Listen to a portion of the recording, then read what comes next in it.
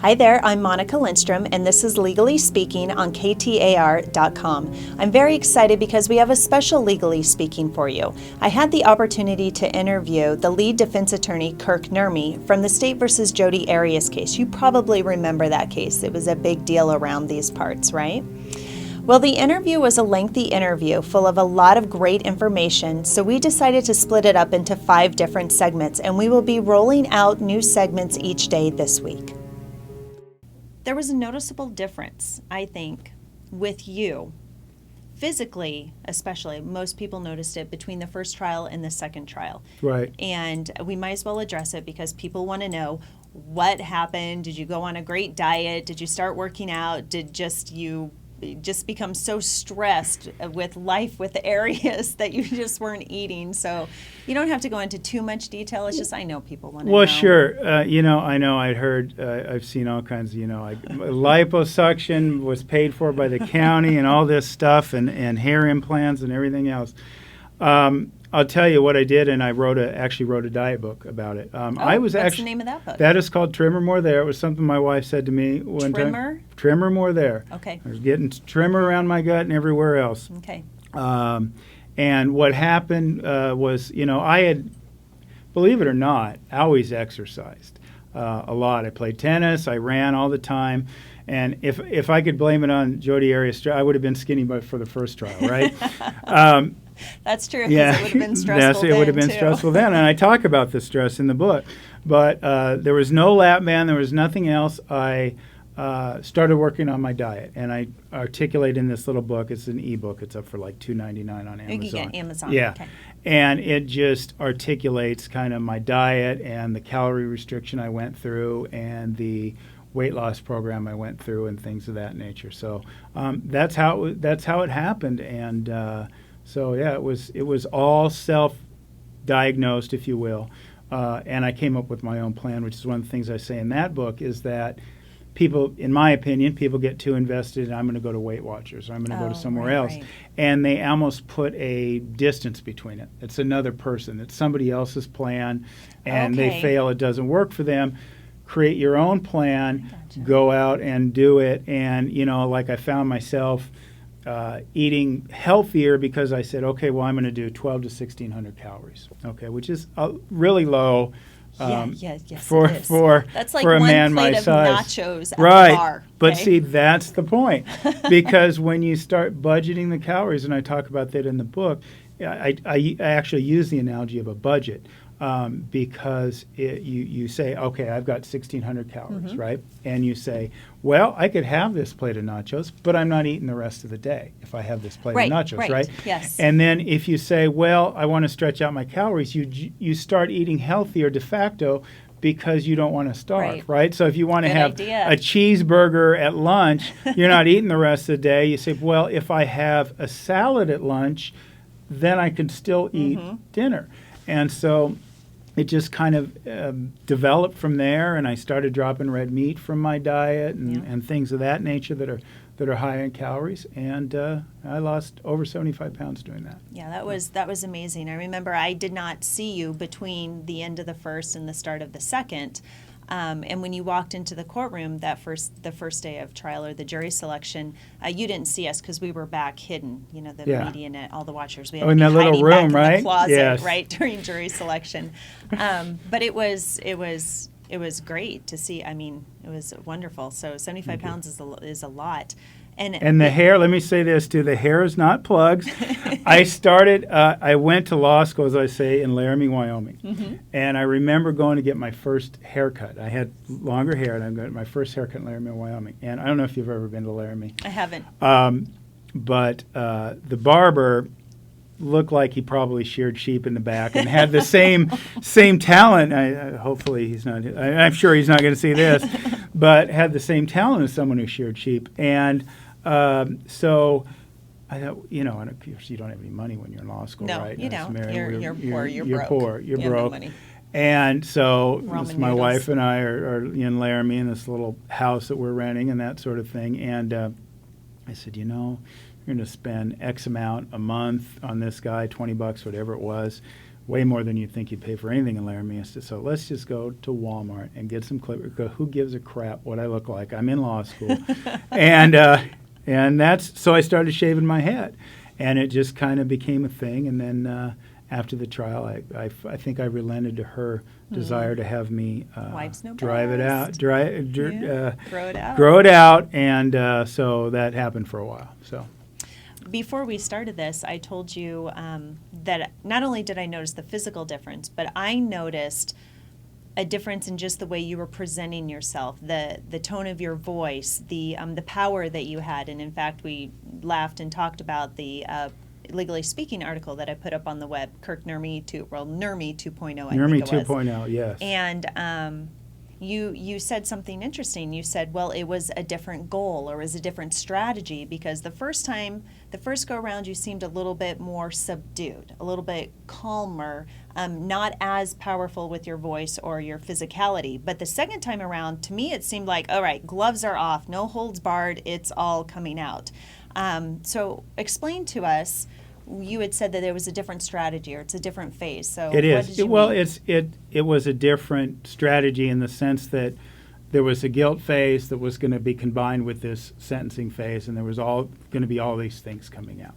And what I describe in the book is a kind of strategy where I had to kind of step back, not lawyer the way I wanted to, and I say, look, I could have come out, I have a pretty good reputation as being a pretty good aggressive defense attorney over the years. It was sad that I had to be 1.0, I guess, on this big stage. But I knew that kind of lawyering, or I suspected that kind of lawyering, would not lead to a successful outcome. And with that number one goal in mind and those ethics that we talk about, you kind of got to put your interests behind the interests of the client. And so coming across in that... And future clients, do you hear that? That's who this guy is.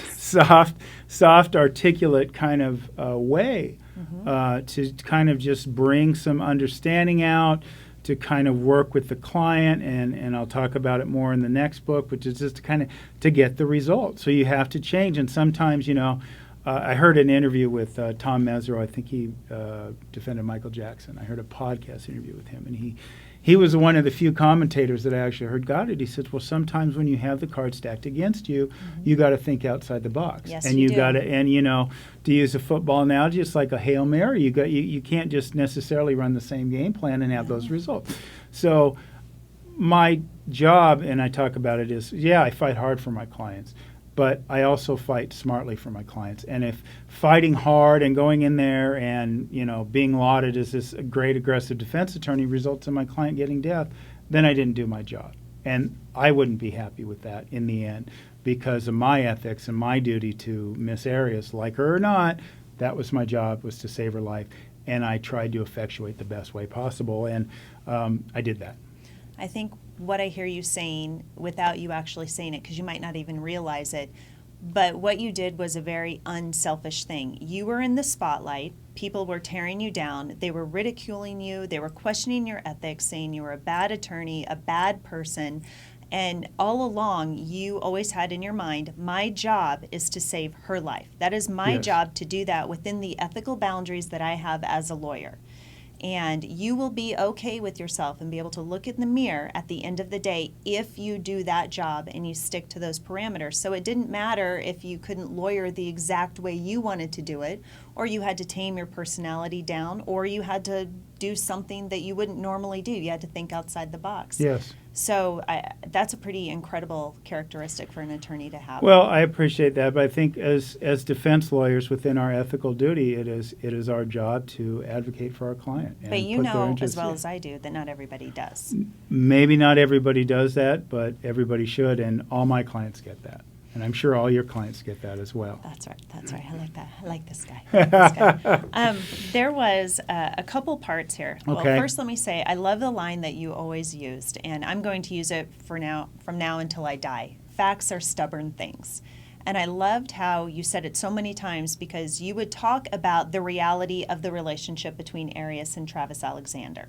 And you would say in the book, look, you might not want to hear it, you might not like it, but facts are stubborn things. They don't change, they are what they are.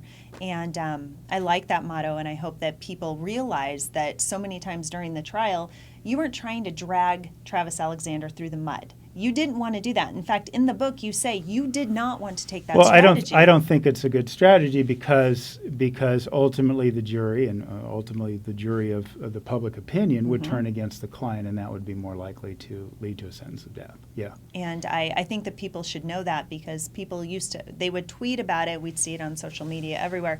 You're dragging the victim through the mud. You're doing this on purpose just to ruin his name. And in this book, and I think in this video, you have said to people that that wasn't the purpose. The purpose was, again, to save her life, and the jury has not the constitutional right, the defendant has the constitutional right, and the jury has the right to know the entire person, the whole story. Right, and at the same time, people's opinions about the case are not fact. Nope.